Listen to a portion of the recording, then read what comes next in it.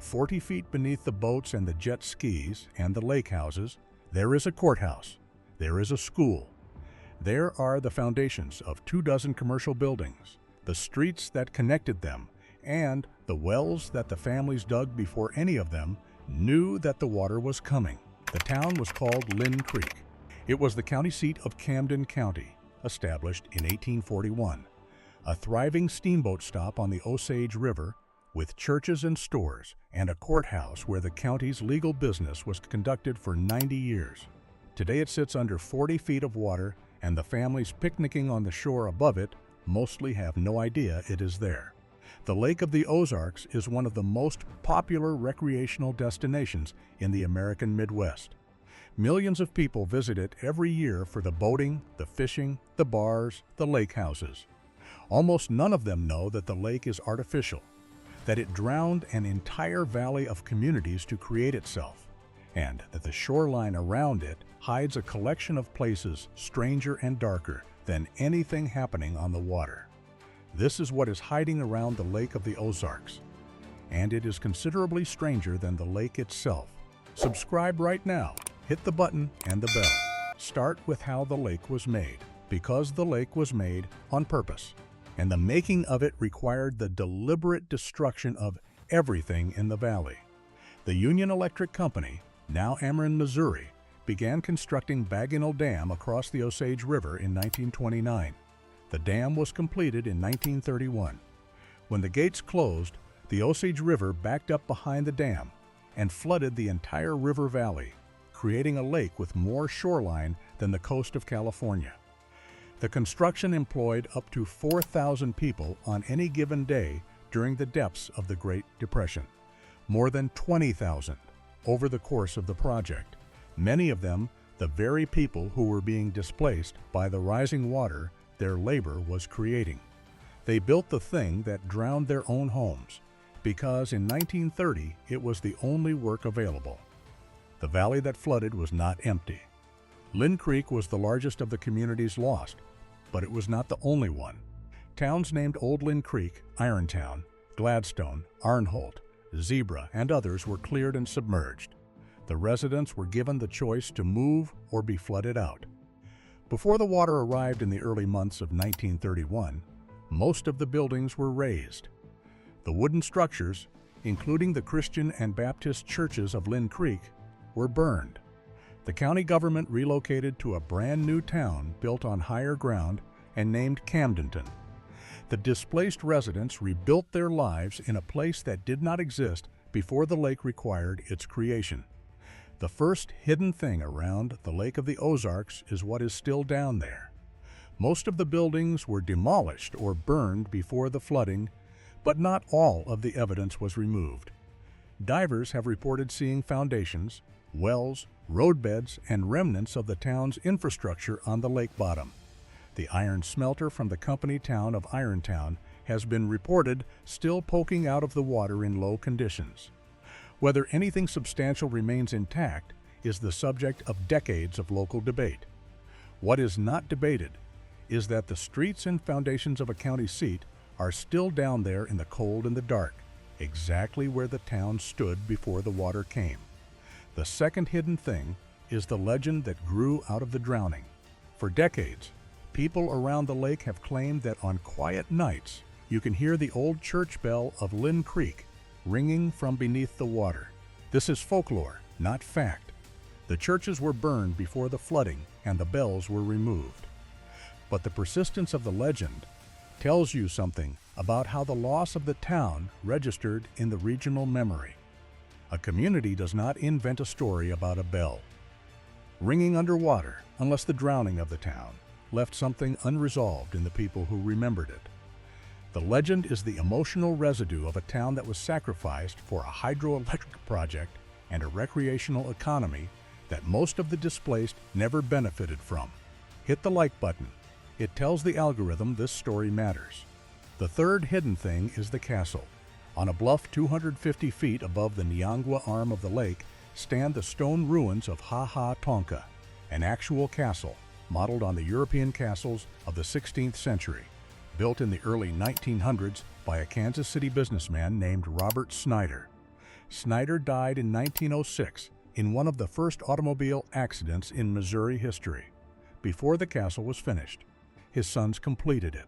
The family turned it into a hotel, and in 1942, sparks from a fireplace caught the structure and burned the entire castle to the ground, leaving only the stone walls and arches standing on the bluff. But the castle's connection to the lake is darker than a simple fire.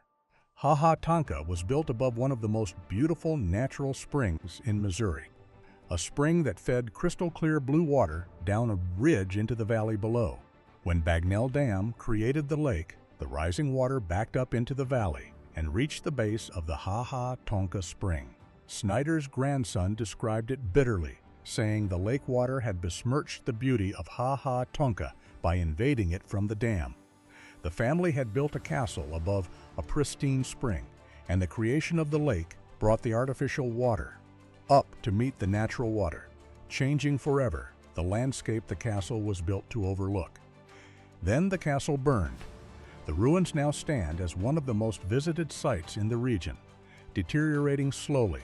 A 2016 survey found the arches beginning to fail, and parts of the ruins have been closed to the public. The fourth hidden thing is below the waterline of the lake itself in the caves. The entire lake of the Ozarks region sits on karst topography, the limestone and dolomite landscape riddled with caves, sinkholes, and underground rivers that defines the Ozarks. The famous caves around the lake are well known. Bridal Cave near Camdenton, where hundreds of weddings have been performed underground. Jacob's Cave, Stark Caverns, Onyx Cave. But there are caves that almost nobody knows about. Partly submerged caves at the water's edge, accessible only by boat, that open directly into the lake. Up the Big Niangua Arm, about 2 miles past Ha Ha Tonka, there is a cave that adventurers reach by kayak. In the Glaze Arm, there is a partly submerged cave accessible only to boaters who know how to navigate the old river channel to avoid running aground. These caves existed before the lake. When the water rose, it flooded their lower portions, creating entrances that opened directly into the lake and led back into the dark karst system that the lake is sitting on top of. The lake, in other words, did not just cover the valley floor. It poured into the underground network of caves and passages beneath the valley, filling chambers that had been dry for thousands of years and connecting the surface of the lake to an underground world that no one has fully mapped. When you swim in the Lake of the Ozarks, the water you are in is connected through flooded cave passages to an underground system that runs for miles beneath the surrounding hills. The Ha Ha Tonka Spring alone discharges tens of millions of gallons per day from that system into the lake. Nobody knows the full extent of what is down there because the karst system beneath the lake has never been comprehensively surveyed. The fifth hidden thing is the financial crime at the origin of the lake. The creation of the Lake of the Ozarks was not a clean story of progress. The project was tangled up in financial misconduct from the start. Walter Cravens, a banker connected to the early financing of the lake project, was sent to prison for fraud in 1933 related to the misappropriation of funds connected to the development.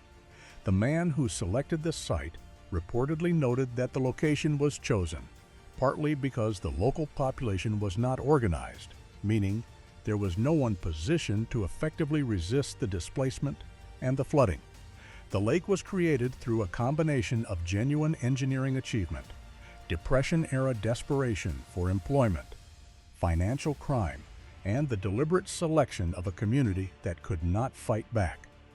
The original developer who first conceived of damming the Osage spent years trying to finance the project before Union Electric took it over and completed it.